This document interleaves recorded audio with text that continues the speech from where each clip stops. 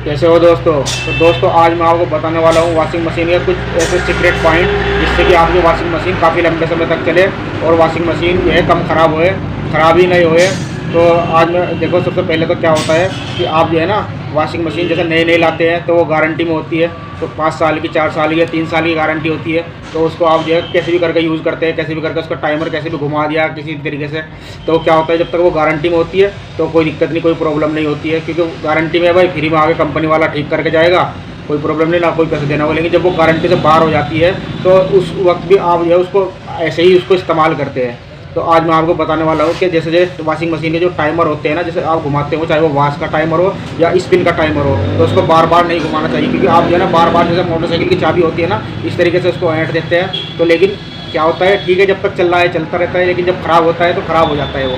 क्योंकि वो जो है ना उसमें ना बारीक बारीक गरारी होती है। देखो मैं आपको दिखाता हूँ वॉशिंग मशीन के जो है ना किस तरीके की इसमें गरारी होती है। आइए ये देखो, ये मेरे पास एक टाइमर है, ये इसमें ना इतनी बारीक गरारी होती है दोस्तों। तो ये वॉशिंग मशीन की जो गरारी होती है ना, जो बार बार घुमाते हो आप जो है, तो ये है ख़राब हो जाती है। इसके अंदर जो है ये अपना पॉइंट छोड़ देती है, स्प्रिंग होता है इसके अंदर। तो जैसे आप इसको घुमाएंगे, लेकिन जब आप इसको घुमाते हैं तो एक बार घुमा दिया इसको आपने तो इसको छोड़ देना चाहिए अपने हाल पे। ये देखिए ये चल रही है, देखो इस तरीके से ये ऐसे चलता है।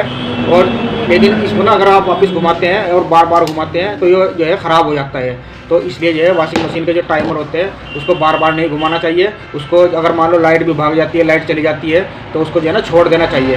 उसको बंद नहीं करना चाहिए, ऑफ नहीं करना चाहिए उसको छोड़ दो, वो खुद ब खुद वापस घूम के वापस आ जाता है। तो ये वॉशिंग मशीन का अगर आप इस तरीके से टाइमर का सही तरीके से यूज़ करोगे तो ये जो है टाइमर जो है बच जाएंगे आपके। नहीं तो भैया जो है 500-700 रुपये आपसे मिस्त्री ले लेगा और वो जो है अपना टाइमर बदल देगा। तो दूसरा पॉइंट मैं आपको सीक्रेट पॉइंट जो बताता हूँ वो है वॉशिंग मशीन के अंदर अगर आप कपड़े डालते हैं तो कम पानी मत डालिए उसके अंदर। अगर आप कम पानी डालेंगे तो क्या होता है कि मोटर पर लोड पड़ता है और गियर बक्से पर भी इसका लोड पड़ता है। गियर बक्से पर अगर जब इसका लोड पड़ जाएगा तो गियर बक्से में क्या होता है, गियर बक्से के अंदर गरारी होती है प्लास्टिक की, और तो जो है गरारी जो है ख़राब हो जाती है। फिर गियर बक्सा आपका आवाज़ करने लग जाता है। और अगर जैसे मान लो आप जो है उसमें पानी कम डालेंगे और कपड़े डालेंगे तो वो कपड़े जो है ना नीचे की साइड में बैठ जाते हैं। तो जो एम्पिलर होता है ना, प्लस शटर बोलते हैं उसको, चक्रा सा आपने देखा होगा, उस पर बैठ रहते हैं कपड़े। मशीन में जो है उस पर लिखा भी रहता है लो, मीडियम, हाई, इस तरीके से जो है मीडियम तो लगभग पानी उस पर डालना ही चाहिए। तो इस हिसाब से अगर आप वॉशिंग मशीन के अंदर पानी डालेंगे तो गियर बक्सा भी आपका ख़राब नहीं होगा, कपड़े जो है ऊपर ऊपर उसमें तैरते रहेंगे, तो आपके कपड़ों में निखार भी अच्छा आएगा। तो इस तरीके से अगर आप वॉशिंग मशीन में पानी डाल कर कपड़े डालेंगे तो ये आपका जो है गियर बक्सा भी बचा रहेगा, मोटर भी बची रहेगी। क्योंकि गियर बक्सा देखो, ये गियर बक्सा होता है, इसका जो है ना गियर बक्से में यहाँ से जो है ना इसमें ये बुश कट जाता है, और जब ये है ना ये बुश कट जाता है तो इसके अंदर पानी भर जाता है। इसके अंदर पानी भरने के बाद तो पानी फिर जो है ना इस हिस्से से निकलता है। वो जब इसी साइड से पानी निकलता है तो फिर वो पानी जो है ना मोटर पर गिरता है, इसलिए आपकी मोटर भी फूक जाती है और गियर बक्सा भी ख़राब हो जाता है। तो डबल खर्चा हो जाएगा। फिर अगर आपका मोटर नहीं फूकेगी तो गियर बक्सा ख़राब हो जाएगा, तो गियर बक्सा का खर्चा आएगा लगभग कम से कम। अगर दोनों चीज़ें ख़राब होंगे तो 1500-1800 रुपये मिस्त्री आराम से ले लेता है। तो इस तरीके से अगर आप बचाओगे तो ये आपका जो है बची रहेगी।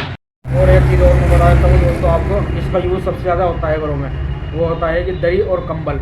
दरी और कंबल दोस्तों कैपेसिटी के हिसाब से डाले जाते हैं वॉशिंग मशीन में, क्योंकि जो 7 किलो की या 6 किलो की, 8 किलो की तक की मशीन होती है उसमें दरी और कंबल यूज़ नहीं करते। वैसे कभी कभी अगर आपको ज़्यादा ही हो है तो कर लेना चाहिए, लेकिन एक आध बार। लेकिन अगर ज़्यादा आप उसको दरी और कंबल का इस्तेमाल करेंगे तो, क्योंकि दरी और कंबल 5-6 किलो की तो दरी या कंबल होती है, तो वो 4-5 किलो वो पानी पी लेता है। तो यानी कि 10-11 किलो उसके अंदर वजन हो जाता है। तो अगर 10-11 किलो अगर उसके अंदर वेट हो जाता है तो फिर उसको वॉशिंग मशीन में आप डालते हैं तो फिर वो जो है ना नीचे की साइड में बैठा रहता है। वो ऐसे जो है ना तैरता नहीं है उसमें पानी में। तो जब वो नीचे की साइड में बैठा रहता है तो इससे भी आपका गियर बक्सा बहुत जल्दी ख़राब हो जाता है। तो ये खास करके जो ध्यान रखें, दरी और कंबल कभी यूज़ करें उसमें। तो तीसरा पॉइंट मैं आपको बताता हूँ कि कभी भी जब आप कपड़े डालो, अगर मान लो आपके पॉकेट में जो है सिक्के वगैरह पड़े हैं तो पॉकेट को जो है अच्छी तरीके से जो है चेक कर लेना चाहिए। क्योंकि सिक्के पॉकेट में रहते हैं और वो जो है मशीन में ऐसे डाल देते हैं तो वो सिक्के क्या होते हैं, गोल गोल उसका सिक्के होते हैं, तो वो 5 सेक्टर के नीचे वो जो है फंस जाते हैं और उनको निकलने का रास्ता नहीं मिलता। वो जो है ऐसे घूमते रहते हैं, जब वॉशिंग मशीन चलती रहती है तो वो घूमते रहते हैं। लेकिन वो जो है ना जब कभी अगर मान लो उनको निकलने का रास्ता मिल गया तो फिर किस जगह ड्रेन जो साइड होती है ना पानी वाली साइड, तो उसमें चले जाते हैं। और जब वो उसमें जाते हैं, अगर मान लो उसमें से नहीं निकले तो गियर बक्सा ख़राब हो गया। अगर उसमें पानी वाली साइड में चले गए तो क्या होता है, वो पानी की जो आप जो है पानी खोलोगे जब तो उसके सील के नीचे आ जाता है, और जब वो सील के नीचे पानी आ जाता है तो आपका पानी जो है वॉशिंग मशीन का पानी लगातार वो निकलता रहता है। तो इस तरीके से भी जो है आप अपनी वॉशिंग मशीन को बचा सकते हैं मिस्त्री के जाने से, क्योंकि नहीं तो अगर पानी लगातार निकल गया, वो स्विच से भी बंद होने के बाद पानी बंद नहीं हो रहा तो वो पानी निकलता रहेगा, उससे भी खैर जो है मिस्त्री है आपसे पैसे ले लेगा अच्छे खासे। और अगर मान लो सिक्का उसी के अंदर घुस रहा हो तो निकल नहीं पाया तो गेयर बक्सा जाहिर सी बात है ख़राब हो जाएगा। और चौथा पॉइंट मैं आपको बताता हूँ कि वॉशिंग मशीन का जो पाइप होता है ना, कभी भी आपको अगर कपड़े धोने हैं या सुखाने हैं तो उसको पाइप को उसमें लगाकर नहीं रखना चाहिए। जब आप कपड़े धो ले प्रॉपर तरीके से अपना काम निपटा ले तभी आप जो है उसको पाइप को टंगा देना चाहिए, नहीं तो उसको पाइप को नीचे डाल दें जिससे कि पानी जो है, और अगर मान लो पानी निकल भी रहा है तो उसका जो ड्रेन वाला जो साइड होती है जो उसमें जहाँ जो भी जो है सील वगैरह लगी रहती है उसको सही करा लें। क्योंकि उससे क्या होता है जब आप पाइप ऊपर लटका देते हैं, बहुत से लटकाते हैं ऊपर, क्योंकि जब पानी निकलता रहता है ना थोड़ा थोड़ा तो उसको ऊपर लटका देते हैं, तो उससे एक नुकसान ही होता है कि जब आप पानी के पाइप को ऊपर की साइड में लटका देंगे तो वो पानी जो है आप पानी को निकलने का रास्ता तो मिलेगा नहीं, तो थोड़ा थोड़ा भी पानी जो है वो फिर दूसरी वाली साइड में आ जाता है, जो सुखाने वाली साइड होती है ना तो उसमें आ जाता है। उसमें आने के बाद उस ड्रम के तो दोस्तों जब वो सुखाने वाली साइड में पानी आ जाता है तो वो पानी जो है ना फिर क्या होता है उसमें बहुत ज़्यादा पानी बढ़ जाता है, तो वो पानी जो है वो थोड़ा थोड़ा कर करके वो जो उसका रास्ता होता है वहाँ पे बुश वगैरह में, तो वो वहाँ से निकल करके फिर वो मोटर पे गिरता है दोस्तों। तो फिर मोटर पे जब वो गिरता है तो फिर जब आप जैसे चलाएंगे उसको बाद में तो वो फिर जो है ना मोटर जो है ना फिर वो स्पार्क होएगा, वो फूक जाएगी मोटर आपकी। तो इस तरीके से भी आप उसको आसानी से बचा सकते हैं आपकी अपनी वॉशिंग मशीन की मोटर को।